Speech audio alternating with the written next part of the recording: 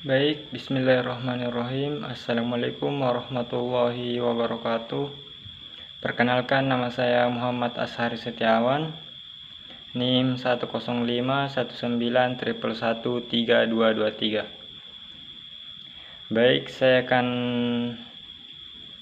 mempresentasikan makalah daripada kelompok 2, yaitu dengan judulnya Sejarah Pertumbuhan dan Perkembangan Ilmu Jiwa Agama. Baik, langsung saja saya akan membacakan dan memaparkan materinya.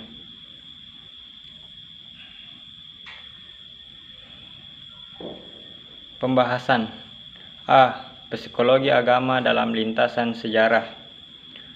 Untuk mengetahui secara pasti kapan agama diteliti secara psikologi memang agak sulit, sebab dalam agama itu sendiri telah terkandung di dalamnya pengaruh agama terhadap jiwa. Bahkan dalam kitab-kitab suci, setiap agama banyak menerangkan tentang proses jiwa atau ketiadaan jiwa seseorang karena pengaruh agama.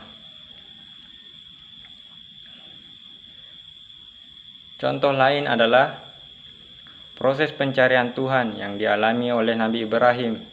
Dalam kisah tersebut dilukiskan bagaimana proses konversi terjadi. Dalam kitab-kitab suci lain pun kita dapati proses dan peristiwa keagamaan seperti yang terjadi dalam diri tokoh agama Buddha, Siddhartha Gautama, atau dalam agama Shinto yang memitoskan kaisar Jepang sebagai keturunan matahari, yang membuat penganutnya sedemikian mendalam ketaatannya kepada kaisar sehingga mereka rela mengorbankan nyawanya dalam Perang Dunia II demi kaisar, bahkan mereka sendiri hierarki. Psikologi agama bukanlah ilmu yang pertama meneliti aspek-aspek agama secara objektif. Sebelumnya telah ada ilmu perbandingan agama yang dipelopori oleh Max Muller. Dalam kenyataannya, setiap orang mempunyai tata nilai yang tersusun secara sistematis. Bagian B, pendekatan ilmiah terhadap psikologi agama. Menurut Abdul Mun'in Al-Maliki, sebagaimana dikutip oleh Zakia Derajat, orang yang pertama mengkaji psikologi agama secara ilmiah adalah Frazee dan Taylor. Kedua tokoh ini membentangkan berbagai macam agama primitif dan menemukan persamaan yang sangat jelas antara berbagai bentuk ibadah pada agama Kristen dan agama-agama primitif. Sementara James Halleubach mengumpulkan tidak kurang dari 48 teori tentang agama. Dari definisi-definisi tersebut, menurutnya tidak ada gunanya karena hanya merupakan kepandaian bersilat lidah. Hampir sama dengan Leuba, Stanley Hale juga menggunakan tafsiran matematika dalam menerangkan fakta-fakta yang bersifat agamis.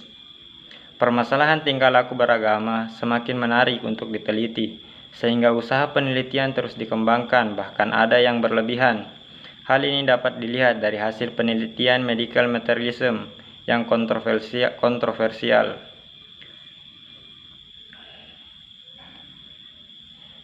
Dalam perkembangannya, psikologi agama tidak hanya mengkaji kehidupan secara umum, namun juga masalah-masalah khusus.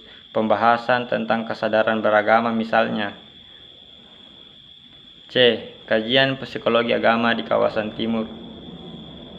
Dalam dunia timur, tidak mau ketinggalan, Abdul Munin Abdul Aziz Al-Maliki misalnya juga menulis kajian perkembangan jiwa beragama pada anak-anak dan juga remaja. Sementara di dataran benua Asia, India juga terbit buku-buku yang berkaitan dengan psikologi agama. Jalaluddin menyebut judul buku berikut pengarangnya antara lain The Song of God, Bhagavad Gita. Pada saat sekarang, dalam 20 tahun belakangan ini, harus mempelajari dan mencangkokkan psikologi timur pada body of knowledge psikologi barat sangat kuat. Bahkan arah ini disebutnya Tokoh yang pantas disebut dalam hal ini adalah Robert Ornstein dengan bukunya The Psychology of Consciousness, Charles Sturt dengan bukunya State Consciousness dari Stuart B. Litvak yang menulis buku panduan psikologi How to Study Psychology, a basic file guide for student and enthusiasm. Bagian terakhir penutup.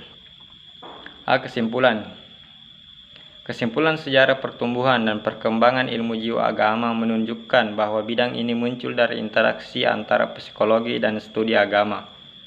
Pada awalnya, pemahaman tentang jiwa dan spiritualisasi seringkali bersifat religius dan filosofis. Sering waktu ilmu-ilmu jiwa agama mulai mengintegrasikan pendekatan yang bersifat ilmiah, seperti mengkaji pengalaman spiritual, fenomena transpersonal, dan dampak agama terhadap kesehatan mental.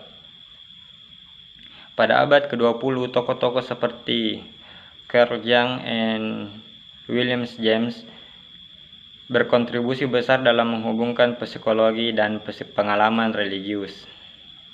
Sebagai bidang interdisipliner yang berusaha memahami hubungan kompleks antara mentalitas manusia dan keyakinan spiritual. Baik, mungkin itu saja pemaparan materi yang dapat saya sampaikan. Kurang dan lebihnya mohon dimaafkan. Wabillahi taufiq wal hidayah. Assalamualaikum warahmatullahi wabarakatuh.